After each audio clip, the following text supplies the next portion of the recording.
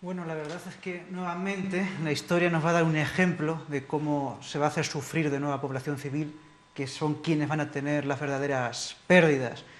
Es una pena también que de nuevo no se establezcan unas vías diplomáticas oportunas, que no se pueda defender de otra forma pues estos intereses que al fin y al cabo se verán con el tiempo, que son económicos, son estratégicos o de otra índole análoga.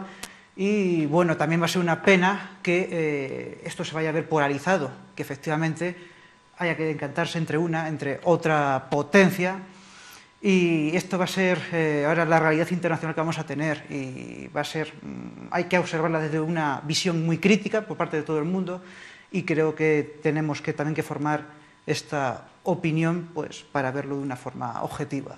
Ricardo. Sí, bueno, yo creo que... Aunque Venezuela efectivamente esté flotando en un mar de petróleo, hay que tener en cuenta que la cantidad y la calidad, pues bueno, también hay otros sitios. Por ejemplo, Texas también tiene un gran potencial. Estados Unidos, que hemos hablado de él. Quiero decir, lo que pasa que, bueno, pues prefieren por intereses pues acudir a otros medios y a otros lugares. De todas formas, también creo que es peligroso decantarse, como ya empezaba diciendo, por un polo, por otro polo, entre estas potencias. Es que cada uno tiene sus intereses geoestratégicos. Y por esto creo que no debe hacerse ninguna manifestación en este sentido hasta que se aclaren las cosas y hasta que todo vaya saliendo a la... Bueno, Rusia y Estados Unidos, en tanto en cuanto sean una potencia mundial, están condenados a no entenderse, porque siempre van a tener estos intereses geoestratégicos, geopolíticos. Y bueno, la historia es que nos lo ha enseñado a lo largo del tiempo. ¿Qué pasó cuando España era un imperio con Estados Unidos?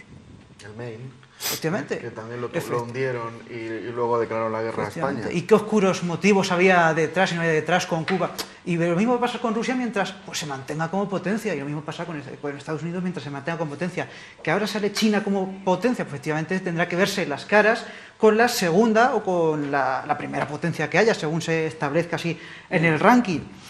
Entonces, quiero decir, también el ADN de Estados Unidos es el del intervencionismo en el mundo occidental. Ya se estableció así en el presidente Monroe, cuando todavía estaba en formación geográfica Estados Unidos.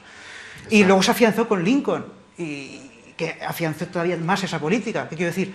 Que mientras Estados Unidos siga siendo Estados Unidos y tenga pues, ese carácter de potencia, va a intervenir en el mundo occidental y va a luchar por sus intereses, y esto es indudable, pero también como cualquier otra potencia. Ahora, que Estados Unidos hay que tenerlo claro, que lo lleva en su ADN y que su política es esa. Que al final son intereses geoestratégicos, geopolíticos, hay que tenerlo esto siempre claro, la opinión que tenga cada uno, los compañeros lo han expresado de diversa forma, y bueno, luego siempre hay que tener claro que descantarse por unos o por otros siempre es peligroso.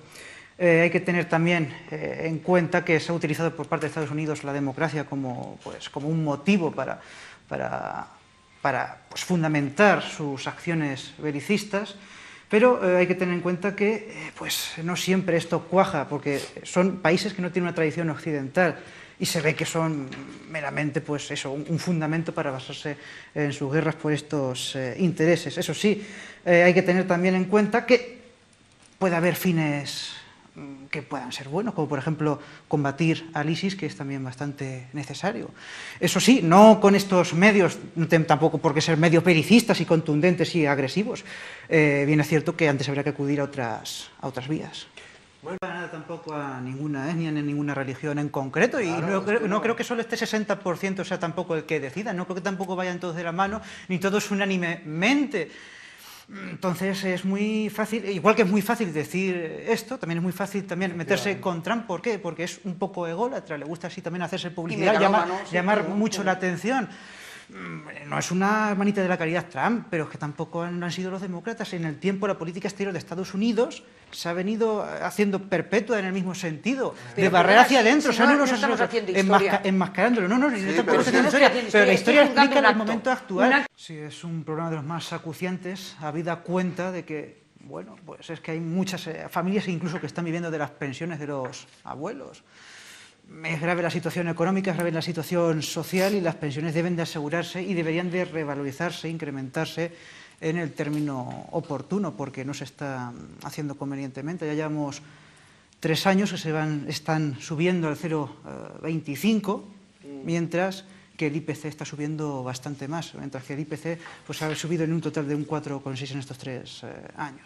Quiero decir que para que sean estas pensiones dignas, efectivamente, deben de revalorizarse, no solo asegurarse, sino revalorizarse adecuadamente y no encontrar siempre una justificación mediante la ley en la que pues, siempre se tengan que subir al mínimo. Es que en España vivimos muy bien, Antonio. Es que se vive muy bien, la esperanza de vida sube, entonces hay que pagar más. Vivimos en otra España.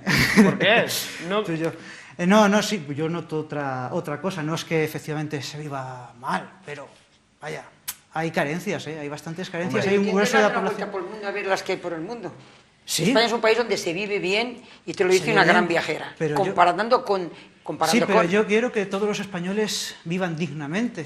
Yo también igual, exactamente igual que tú. Si esto fuese así, yo creo que el gobierno tenía que gestionar mejor las partidas presupuestarias.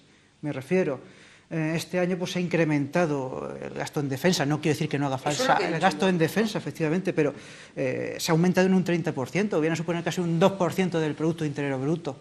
Esto es mucho para una amenaza que tampoco la hay. Sí, yo creo que habría que también ahora fijarse en un buen ejemplo, en el de Portugal, que ha reducido el déficit a niveles históricos de 1974, que ha aumentado las pensiones, bueno, esto ha sido hace nada, y también ha aumentado los sueldos públicos de los funcionarios. ¿Pero qué sueldo tenía, qué pensiones tenían?